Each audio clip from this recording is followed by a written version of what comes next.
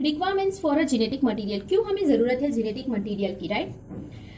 Replicates itself accurately during cell cycle and duplication. जैसे cell cycle होती है, means कि एक सेल में से दूसरा सेल बनता है या सेल डिवीजन होता है, तो उस टाइम पे डीएनए जो है वो रेप्लिकेट होता है खुद से, right? Replicate itself accurately during cell cycle and duplication. जब एक सेल में से दो सेल बनते हैं, राइट, एक सेल में से दो सेल बनते हैं और सेल्स जब ग्रोथ होती है तो उस वक्त पे डीएनए जो होता है वो पूरा रेप्लिकेट होता है, क्योंकि सेम ट्रांसफर हो दूसरे सेल में, राइट? सेम डीएनए ट्रांसफर हो दूसरे सेल में। तो replicates itself accurately during cell cycle and duplication. Stable structure so that heritable changes और mutations occur rarely. Genetic material है, राइट? तो ये जेनेटिक जो मटेरियल है वो स्टेबल स्ट्रक्चर है। इट मीन्स कि जनरेशन टू जनरेशन चेंज नहीं होता।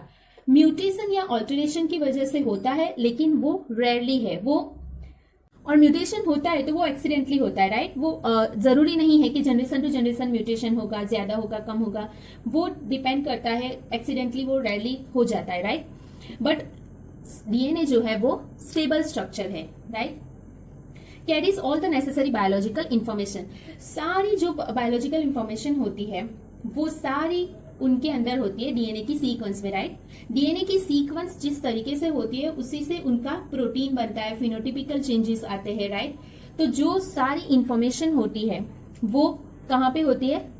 डीएनए की सीक्वेंस में, right? Forms the link between two generation in transferring the hereditive information. ये हमने मेंडल के एक्सपेरिमेंट में भी देखा कि जनरेशन टू जनरेशन जो इंफॉर्मेशन होती है वो ट्रांसफर होती है, राइट? तो जैसे कि पेरेंट्स में से ऑफ स्क्रीन में आता है, तो forms a link between two generation in transferring the heredity information. वो चेंज नहीं होता, राइट? वो generation to generation same transfer होता है। क्यों? क्योंकि उसका रेप्लिकेशन होता है, सेम कॉपी बनती है। जब सेल डिवीजन होता है या डुप्लीकेशन होता है तो उस टाइम पे डीएनए की सेम कॉपी बनती है, तो उसमें जो इंफॉर्मेशन होती है वो सेम ट्रांसफर होती है, राइट? तो ये सारी जो है इंपॉर्टेंस है डीएनए का, राइट?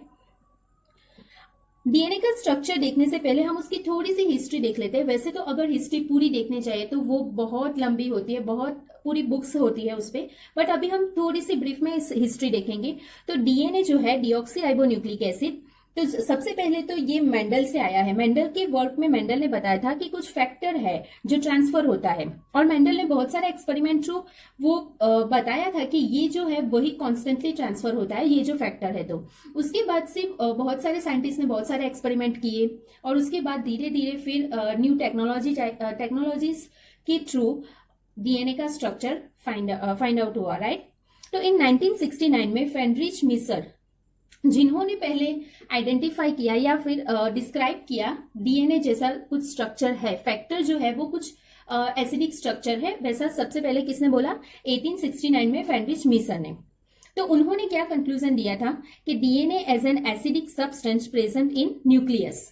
सेल का जो न्यूक्लियस होता है उसमें डीएनए होता है और वो एसिडिक सब्सटेंस है। उस टाइम उन्होंने डीएनए नेम नहीं दिया था, बट उन्होंने बोला था कि कुछ एसिडिक सब्सटेंस है जो न्यूक्लियस में प्रेजेंट होता है। उन्होंने नाम दिया था उसको न्यूक्लिन, क्योंकि वो न्यूक्लियस में प्रेजेंट है इसलिए उन्होंने नाम दिया था उसको न्यूक्लिन, राइट? तो उन्होंने ये कैसे स्टडी किया था? तो वो एक डॉक्टर थे, तो उनके पास जो भी पेशेंट्स आते थे उनके पल्स सेल्स को वो ऑब्जर्व करते थे, राइट? पल्स सेल में डब्ल्यूबीसी को वो ऑब्जर्व करते थे। तो जब वो माइक्रोस्कोप में देखते थे तो सेल में सेंटर में एक डेंस सेल जैसा दिख रहा था, या डेंस मीडियम दिख रहा था उनको सेल के अंदर, राइट? तो उन्होंने वो देखा कि वो क्या है, वो जो डेंस मटेरियल है वो क्या है, तो वो एसिडिक कंटेंट था। तो उसके हिसाब से उन्होंने उसको नाम दे दिया न्यूक्लिन, राइट? तो वो एक्चुअल में क्या था? वो डीएनए था जो न्यूक्लियस में प्रेजेंट था, और डीऑक्सीराइबोन्यूक्लियस वो एक एसिडिक कंटेंट है, राइट? एसिडिक है। तो सबसे पहले 1869 में फ्रेडरिच मिसर ने डिस्क्राइब किया डीएनए को या आइडेंटिफाई किया, जिसने उन्होंने इसको नाम दिया न्यूक्लिन, राइट?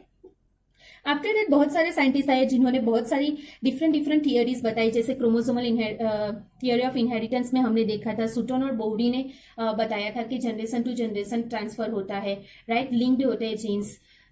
तो बहुत सारी ऐसे थियरीज देखी, बट उन्होंने ऐसा रेफरेंस दिया कि ये जो फैक्टर है, जो मटेरियल है, वो जनरेशन टू जनरेशन ट्रांसफर होता है और वो सेल के अंदर न्यूक्लियस में प्रेजेंट होता है, right? After that, in 1928, Friedrich Griffith called it transforming principle while working on the bacterial strain Streptococcus pneumoniae. ये हम डिटेल में देखेंगे आगे चैप्टर में. बट जो ये फेडरिक ग्रिफिथ थे, उन्होंने एक्सपेरिमेंट किया था बैक्टीरियल स्ट्रेन स्ट्रेप्टोकोकस न्यूमोनी के ऊपर उन्होंने एक्सपेरिमेंट किया था और उन्होंने ट्रांसफॉर्मिंग प्रिंसिपल दिया था. ट्रांसफॉर्मिंग प्रिंसिपल में उन्होंने बताया था कि कुछ जो मटेरियल है, जो प्रोटीन नहीं है, कार्बोहाइड्रेट नहीं है, बट कुछ जो एसिडिक मटेरियल है वो ट्रांसफर होता है जनरेशन टू जनरेशन, राइट. तो वो उन्होंने प्रूव किया था फेडरिक ग्रिफिथ ने. वो और कुछ नहीं बट क्या था, DNA, right. Finally it was only in 1953 that James Watson and Friedrich Crick, based on the X-ray diffraction data के बेस में वॉटसन एंड क्रिक ने 1953 में डीएनए का डबल हेलिक्स मॉडल दिया, right. So based on x ray diffraction data produced by Wilkins and Franklin propose a very simple but famous double helix model for the structure of DNA. तो सबसे पहले double helix model और structure of DNA किसने दिया?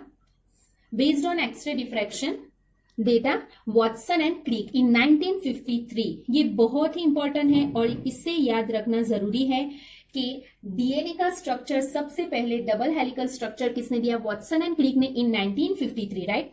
तो ये हो गई छोटी सी हिस्ट्री डीएनए के बारे में. Now let's move on the structure of DNA, right.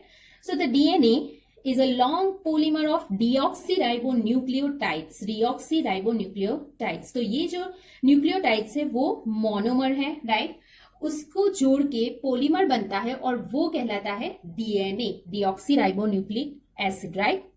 तो डीएनए क्या है? Long polymer of deoxyribonucleotides. ये आपने इसका जो स्ट्रक्चर है उसको आपने 11th में भी स्टडी किया है, right. So the length of DNA is usually defined as number of nucleotides present in it, right? DNA जो है वो डीऑक्सीराइबोन्यूक्लियोटाइड्स का पोलीमर है. तो उसकी लेंथ किस पे डिपेंड करती है कि डीऑक्सीराइबोन्यूक्लियोटाइड्स कितने प्रेजेंट है, राइट. जितनी ज्यादा डीऑक्सीराइबोन्यूक्लियोटाइड्स होगी उतनी ज्यादा उसकी लेंथ होगी. तो उसकी लेंथ डिपेंड करती है न्यूक्लियोटाइड्स पे. This also characteristic of an organism. ये भी एक कैरेक्टरिस्टिक है ऑर्गेनिज्म का कि किस ऑर्गेनिज्म की कितनी लेंथ का डीएनए है. जेनेटिक मटेरियल जो है डीएनए, तो हर एक ऑर्गेनिज्म की अलग अलग लेंथ होती है डीएनए की, राइट. तो यहाँ पे एग्जांपल दिया है बैक्टीरियोफाज जो है उसका है 5386 न्यूक्लियोटाइड्स की लेंथ का होता है डीएनए. बैक्टीरियोफाज लैम्ब्रा का 48502 बेस पेयर का होता है. इस्चेरिस्टिया कोलाई, ई कोलाई, जिसका लेंथ है डीएनए का 4.6 into 10⁶ base pair and human का है 3.3 इंटू 10⁹ बेस पेयर. तो डिफरेंट ऑर्गेनिज्म में डीएनए की लेंथ डिफरेंट होती है, राइट. और लेंथ किस पे डिपेंड करती है? न्यूक्लियोटाइड्स पे, राइट. नंबर ऑफ न्यूक्लियोटाइड्स पे डिपेंड करती है कि डीएनए की लेंथ कितनी होगी. जितनी ज्यादा न्यूक्लियोटाइड लेंथ उतनी ज्यादा, जितनी कम न्यूक्लियोटाइड लेंथ उतनी कम होगी, राइट.